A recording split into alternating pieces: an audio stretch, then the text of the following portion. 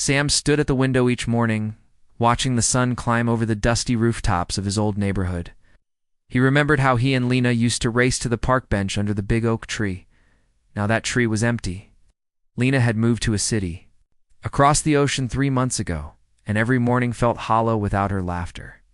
Sam pressed his palm against the cool glass, imagining she might still be there, waiting for him.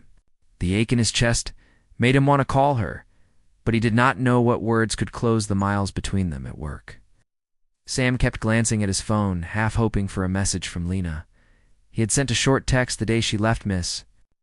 You all ready? But after that, the conversations had dwindled to a few emojis and single-line replies. He tried to fill the silence with more messages, asking about her new job, her apartment, the weather in her city. Each time her replies felt polite but distant, as if she was living a life Sam could no longer reach. He worried he sounded needy, so he stopped sending so many messages. In the evenings, Sam retreated to the small workshop in his garage. He tinkered with old radios and lights, anything to keep his hands busy and his mind away from the empty space Lena left behind. One night, he found the friendship bracelet she had woven for him last summer, simple band of blue and green threads. He traced the knot with his finger, recalling how her eyes had sparkled when she slipped it onto his wrist. The bracelet still smelled faintly of her favorite jasmine lotion. Sam pressed it to his heart, determined to find a way to feel close. Again, the next morning, Sam decided to build something special. He unfolded a map of the world on his workbench and marked Lena's new city with a bright sticker. Then he sketched a small device, a digital message box that could record his voice and play it back when Lena pressed a button. Wanted her to hear his laughter as she had heard it under the oak tree every evening after work. He soldered wires and tested circuits by candlelight. The device glowed with tiny LEDs, each one pulsing in time with his heartbeat. When the prototype was ready, Sam recorded a short message. He spoke in simple, honest words. Lena, I miss our walks and your stories about the stars. I wish I could be there with you, but for now, I hope this little voice can cross the distance. He pressed the save button and slipped the device into a small wooden box he had carved with their initials.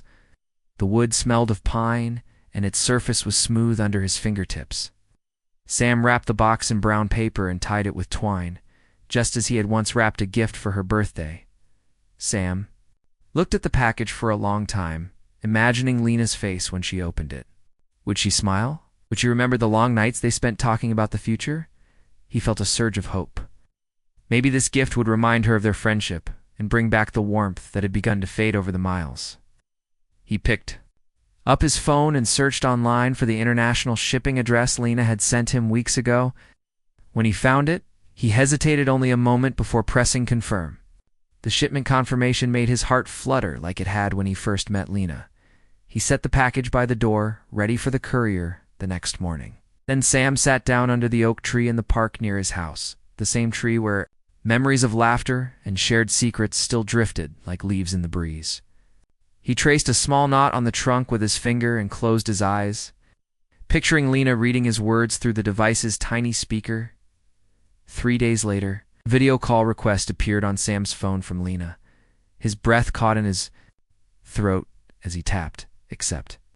Her face filled the screen, framed by the blue-green threads of a bracelet very like his own. She held up the little wooden box. Sam felt tears prick the corners of his eyes as her smile broke through the screen. In that moment, the miles between them felt much smaller. Humanity's strength, he realized, was not just in grand gestures, but in simple acts of kindness and creativity. And as Lena's laughter echoed through his headphones, Sam knew that hope could bridge any distance. Serena woke before dawn, the low hum of her apartment's life support system like a distant heartbeat. Since their first successful video call, she and Admiral Rhea had spoken every evening. Yet between duty briefings and Rhea's new command assignments, their conversations grew shorter. Serena touched the small recording device Rhea had sent.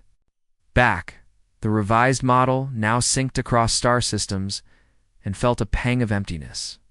She missed Rhea's thoughtful pauses, the way her laughter swelled through static.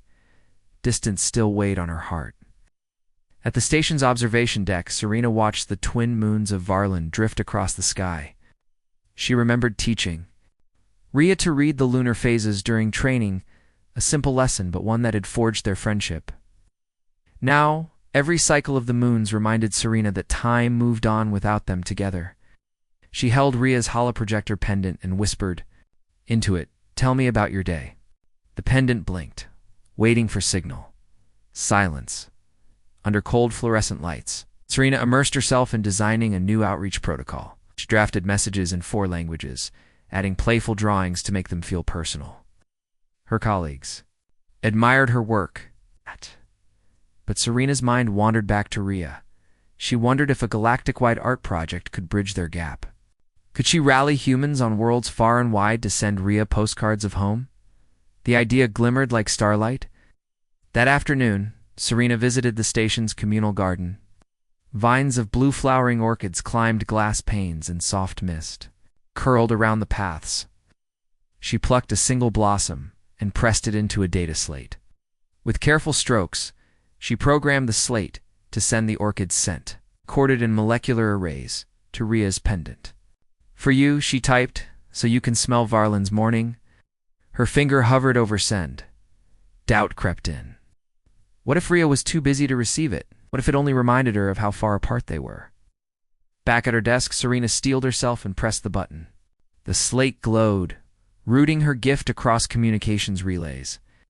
She closed her eyes and pictured Rhea pausing mid-shift to breathe in the orchid's perfume. Hope warmed her chest. Maybe small wonders could spark a deeper connection.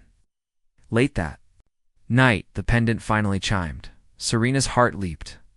She opened the message, a single word scrawled in Rhea's bold handwriting, "Beautiful."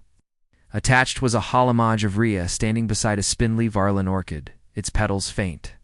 Under the station lights, below, Rhea had written, "I miss our shared silences."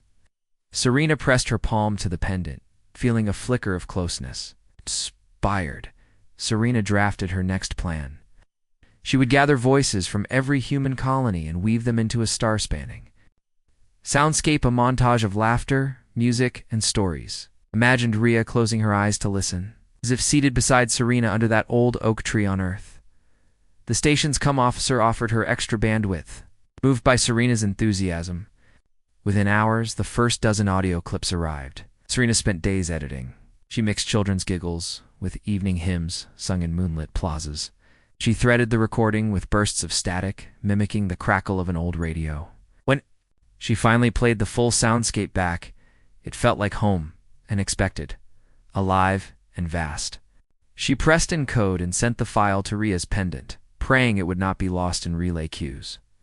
2 nights later, Serena watched the pendant's single LED flash green. She opened the file. The air around her filled with voices from 1,000 worlds. For a moment, she forgot the station's walls, the lonely corridors, the hum of machines. She felt Rhea's presence beside her, as though they stood shoulder to shoulder beneath the oak, listening to humanity's collective heartbeat. A message followed. Rhea's voice, clear and steady. "Hi, Serena," she said. This is perfect. I've never felt more at home, even among new stars. Thank you for reminding me why we explore, why we connect." Her words shimmered through the speakers and warmed Serena's soul. Serena folded her arms around herself, tears sliding down her cheeks. She realized that no matter the light years between them, humanity's spirit, its creativity, its care, its unyielding hope could bridge any gulf. We whispered into the empty room. We are never truly apart. And somewhere across the void, Rhea must have whispered back. Maya walked along the empty trail each morning, the cool wind twisting through the pines. She and Leo had walked here together every weekend, sharing dreams under the rising sun.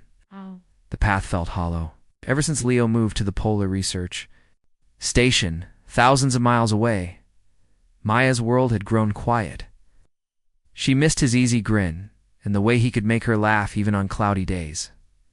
At work, Maya found herself doodling snowflakes instead of notes.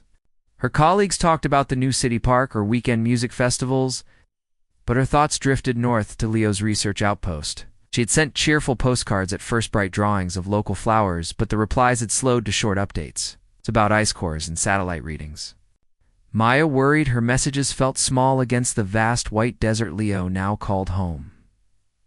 One evening, Maya sat in her workshop surrounded by wires and circuit boards. She remembered how Leo always encouraged her to invent new things. Why not build a message buoy? He had once teased, imagining messages drifting across oceans. Maya's eyes lit up. If she could send a small, self-powered beacon that would orbit Earth and beam her voice north, perhaps Leo would feel her closer. She gathered parts, a tiny speaker, a solar panel scavenged from an old lantern, and a low-powered transmitter. For days she soldered under a single lamp's glow. She programmed a loop that would play her voice every time the sun hit the panel. She recorded herself reading their favorite poem and laughing at inside jokes. Her heart pounded as she packed the device into a clear plastic sphere, sealing it. Tight against moisture, on the day of launch, Maya carried her message buoy to the hill overlooking the river. She waited until dawn, when the sky's first light would power the buoy. With a deep breath, she released it. The sphere bobbed on the water with a soft hum, then glided downstream, its little solar wings capturing beams of gold. Maya watched, until it disappeared around a bend, hope and fear mingling in her chest. 2 weeks later, Maya received an encrypted signal on her communicator. She rushed home and connected the receiver. Leo's voice crackled through. "Maya, I heard you. I heard your laughter and your words on the ice. It warmed me more than the station's heaters ever could." Maya pressed her hand to her heart, tears of joy blurring her vision. Leo described how he and his team had rescued the buoy from the ice shelf, passing it between shifts as a reminder of home. Inspired, Maya built more buoys, each carrying new messages, short stories, poems, even gentle jokes about melting snow. She sent them in batches down the river, trusting them to find their way to the ocean and into orbit. Every time Leo replied, Maya felt the miles shrink. Their friendship found a new rhythm. Beacon and reply, voice and echo. On one crisp morning, Maya received a video stream instead of just audio. Leo stood in the blue glow of the station's lab, holding a piece of shattered ice. Inside, she could see the faint imprint of her buoy's sphere. He laughed and waved. "Ow! You found a way, Maya. You made us feel less alone." Maya smiled through her tears. She realized that no distance could stop hope when humanity chose to connect. And in that moment, she felt Leo's presence beside her once more. Emily woke before sunrise, her heart heavy as she watched the pale light fill her empty room. Only a few months ago, she and Raj had shared every morning together, laughing over hot cocoa, planning adventures in the woods behind their homes. Raj lived on Mars, 10 million miles away, and every dawn felt like a promise broken. Emily pressed her hand to the cool window pane and whispered, "I miss you," though no echo answered her. At school, Emily found it hard to concentrate. In class, she doodled starships and red dust planes, imagining Raj waking in his Martian habitat. She had tried video calls, but the lag made his face stutter, and the connection often dropped. There, short conversations left her more empty than before. She worried she sounded needy when she asked so many questions about the low gravity, about his new friends, about his favorite Martian breakfast. Too soon, the call would cut out, leaving only silence. After school, Emily retreated to the garage where she and Raj had built model rockets last summer. The workbench was still dusty, tools scattered amid half-finished fuselages. She picked up the small metal replica they had named Hope. Raj had painted it bright orange, just like the Martian sky he dreamed of seeing. Emily ran her finger along its curved body and felt a spark of inspiration. If she could not speak to Raj directly, maybe she could send hope to him in a new way. She remembered reading about the amateur radio network that Earth scientists used to stay in touch with Mars rovers. Emily had never tried ham radio, but she loved a challenge.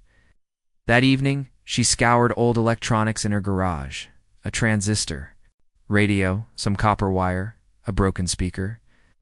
She found a small battery pack and a handheld microphone Raj had given her before he left. With determination shining in her eyes, Emily began to solder and coil, transforming hope into a tiny radio beacon. Night after night, she worked by lamplight. She learned to tune frequencies and adjust antenna length. Every time she got static instead of signal, she refused to give up. Patience, she reminded herself in the soft voice Raj used when he taught her chess.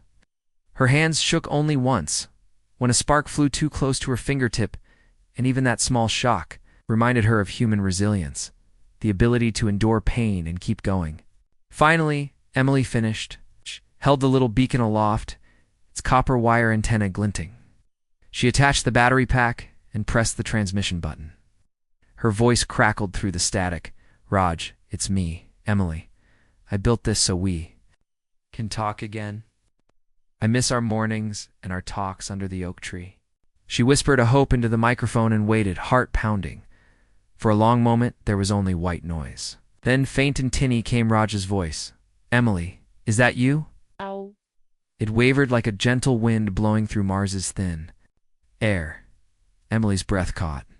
"Yes, it's me," she said, tears welling in her eyes. "I wanted you to know I never stopped thinking of you." The static cleared to a soft hum, and Raj spoke of the Martian sunrise, of the way the sky blushed pink over the dusty plains. Emily felt her chest swell with joy. She could almost see that alien dawn. They spoke for minutes that felt like years, sharing little stories and jokes. Emily told Raj about the spring blossoms at home. Raj described how he and his team sketched Earth landscapes from memory.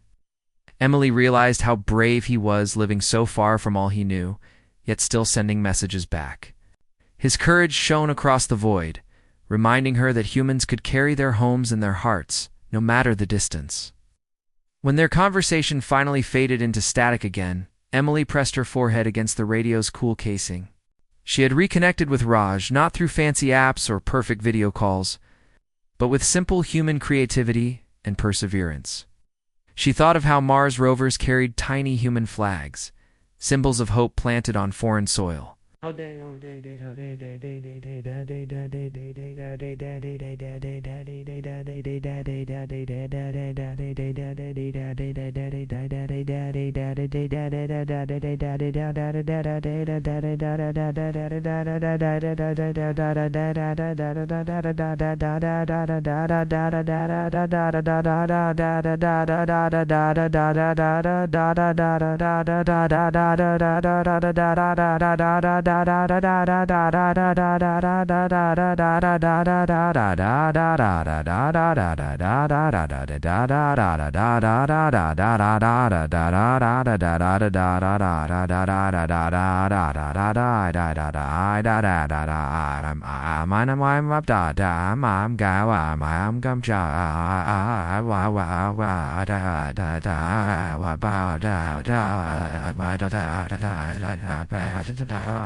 She had planted a radio beacon, a flag of friendship, and it had reached him. The next morning, Emily climbed to the oak tree in her backyard, the radio beacon tucked into her backpack. She looked up at the branches where she and Raj once carved their initials. Now, she whispered her own promise, "No matter how far you go, I will always find a way." A gentle breeze stirred the leaves, as if Raj himself were nodding in agreement. And though 10 million miles lay between them, Emily knew that hope and humanity's clever spirit could bridge any distance. Zoe sat on the windowsill, watching the rain patter on the empty street. Every drip reminded her of the time she and her brother Ethan raced to splatter puddles. Now Ethan lived on a space station above Jupiter's moon, Europa, studying ice. Vince, each video call felt small and flat, like looking through a keyhole. Zoe missed his laugh and his strong arms around her shoulders. She wanted to feel close again, but did not know how. At her workbench, Zoe dug out an old toy projector she and Ethan had built as children. The little machine once flashed their drawings onto walls, turning their bedroom into a story world. Zoe held it in her hands and remembered Ethan's voice, guiding her as she soldered wires. The memory sparked an idea. What if she could project a three-dimensional image of herself, so Ethan could see her as if she stood beside him. That evening, Zoe scoured online guides to simple holograms. She learned about creating a Pepper's Ghost effect with a clear plastic pyramid and a bright screen. She gathered materials, a broken tablet, a clear plastic report cover, and packing tape. Her small apartment filled with half-cut triangles and scribbled diagrams. Zoe worked late into the night, her fingers sticky with glue, determined to bring the illusion to life. Zoe had a rough pyramid sitting on the projector. She placed it on her desk and loaded a test video. The image flickered and bent at odd angles, but Zoe saw a promise. She adjusted the angles again and again, every time inching closer to a clear floating figure. She felt a thrill in her chest. Human creativity could turn simple parts into something magical. The next step was the hardest. Zoe needed Ethan to have the same setup on his station. She boxed the plastic pyramid, the tablet, and a small speaker for his side. She wrote a letter in careful, simple words. Dear Ethan, please build this with your station tools and join me in a real-time hologram chat. I miss you, love, Zoe. With hope fluttering like a bird in her heart, she sent the package through. The space mail service. While she waited, Zoe tested every possible video format and light setting. She stayed up late, calling friends for advice and researching power adapters. Her apartment looked like a mini-lab, wires snaking across the floor. Though she felt tired, she also felt alive. Each small success image that glowed brighter, a voice that sounded clearer. A voice that sounded clearer reminded strength to solve any problem through teamwork and hope. 3 weeks later, a message pinged on Zoe's computer. Your hologram kit arrived. Experiment successful. Ready to connect? Her hands trembled as she followed the station's instructions.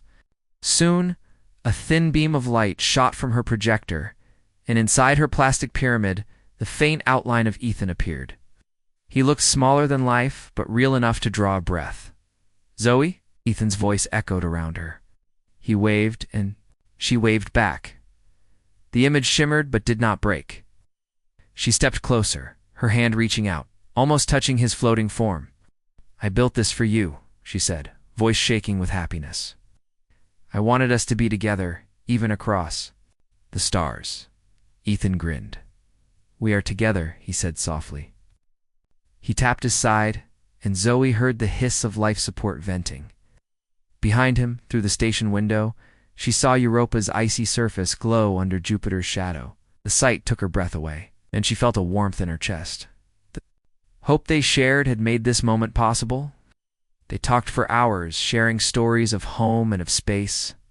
Zoe told Ethan about spring buds peeking through wet soil. Ethan described alien blue crustaceans on Europa's icy ocean floor. Word bridged the distance. Zoe realized that human ingenuity, her willingness to learn, to tinker, and to reach out, had brought them close again.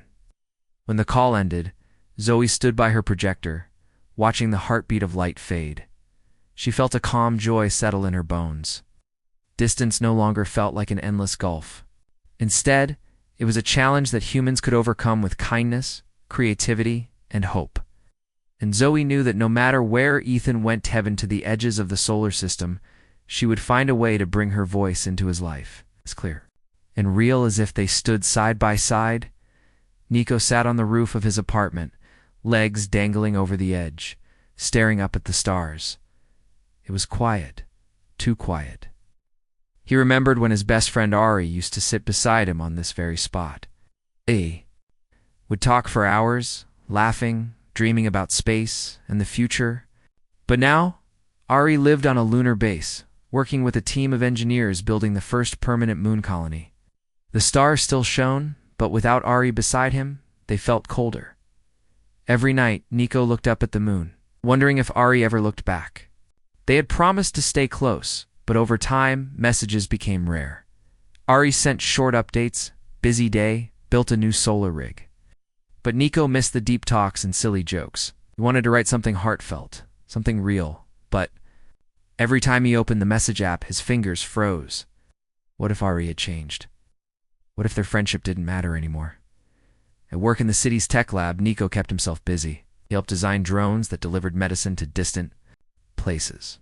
His team liked his ideas, but even when they cheered his latest design, Nico felt hollow inside. He didn't want applause. He just wanted to hear Ari's laugh again. One afternoon, Nico found an old memory cube Ari had left behind. It was a small black device they had built together, shaped like a moon rock. When Nico turned it on, it played a 3D projection of the two of them goofing around during high school, trying to cook noodles without burning the kitchen, and racing hoverboards through a narrow alley. He watched their young faces flicker and felt his throat tighten. "I wish we could go back," he whispered. Then something clicked in his mind. If words were hard, maybe memories could speak louder. Nico spent the next 3 days building something new. He called it the Memory Lantern. It was a small orb with a projector, a speaker, and a memory chip. He filled it with recordings, old photos, videos, songs they loved, and messages he recorded late at night. Some were funny, remember? When you thought lunar gravity would make you fly like a bird? Some were quiet. "I miss you, man. I miss us." He added a feature that allowed Ari to send a reply just by tapping the lantern. Simple, Nico said to himself. So you don't have to say much to say everything. He packed it carefully, wrapped it in soft fabric, and sent it through the Lunar Communication Cargo Service. He didn't expect a fast answer. Lunar shipments took days, but at least now Ari would feel a piece of home again. While he waited, Nico returned to the roof each night, looking at the moon and wondering if the lantern had arrived. Then one evening, his phone vibrated. The screen lit up with a short message. "Got it. Watching everything." Cried a little. "You're still my best friend? Wait for the next moonrise." Nico blinked at the words, then looked up. The moon hung low and golden in the sky. His heart beat faster. An hour later, his rooftop was filled with soft blue light.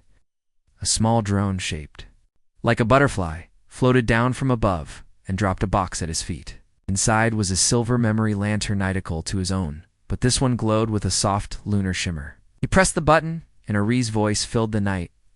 "Nico, I didn't know how much I missed you until I heard your voice again. The memories, they made the base feel like home. I'm building stuff every day, but nothing compares to what we built together. This new lantern, it's our line, our thread across space. Let's keep it glowing, okay?" Nico wiped a tear from his cheek and smiled. He wasn't alone anymore. The stars still sparkled. And now the moon didn't feel so far. He realized that humanity wasn't just about technology or exploring planets. It was about staying connected, even when the sky got big and the silence grew heavy. It was about building bridges, tiny lanterns, glowing with hope between hearts, separated by space. That night, Nico sat under the stars, holding the lantern close. His heart felt full, and in the quiet hum of the drone fading into the distance, he knew. Lena sat in the corner of the quiet library, flipping through the pages of an old photo album. Each photo brought back memories of her older sister Alara smiling at the beach, laughing in the kitchen, helping Lena with her first science project. But Alara wasn't here anymore. She was now part of the interstellar research crew living on a deep space vessel orbiting Kepler 186f.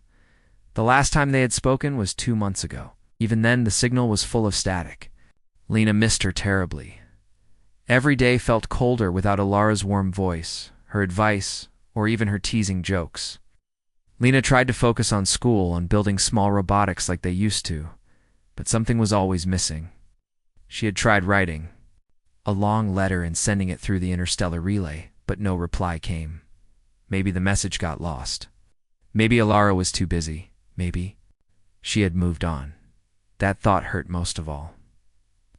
One evening, Lena wandered into the old observatory, where she and Alara used to spend hours looking at stars. The telescope was dusty, and the dome creaked as she opened it. Still, the stars above were just as bright. She looked toward Kepler 186f's location, her eyes full of longing. "You said we'd always be connected," she whispered. Then an idea formed. Not a perfect one, but something full of hope. Lena remembered how Alara used to say, "Stars are like messages, we just need the right way to read them." That night, Lena opened her laptop and began working. She didn't have a powerful transmitter or a spacecraft, but she did have a network of small, high-altitude balloons used by hobbyists to collect weather data. If she could attach a series of coded lights to them, and if she timed their release just right, they could float high into the sky and flash a visual message that could be picked up by distant telescopes, including the one on Alara's ship. It was a long shot, but sometimes humanity thrived on long shots.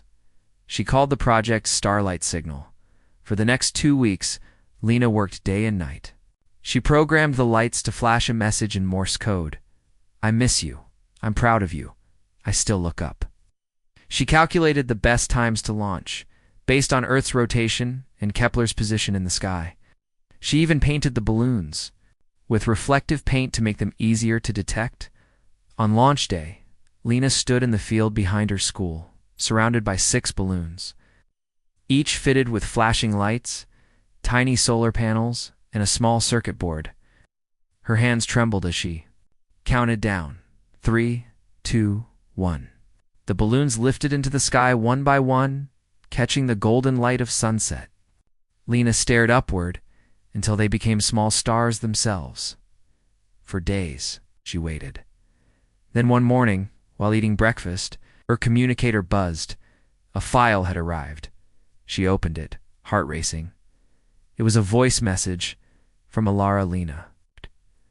Little genius, Alara said, her voice shaking with emotion. We picked up your starlight pattern on our deep sensor telescope. At first, the team thought it was a system glitch, but I knew. I just knew it was you, Lena gasped, her hands flying to her mouth as tears filled her eyes. I miss you too. More than I can say, and I'm proud of you too. The whole crew is. We passed the message around, some even cried.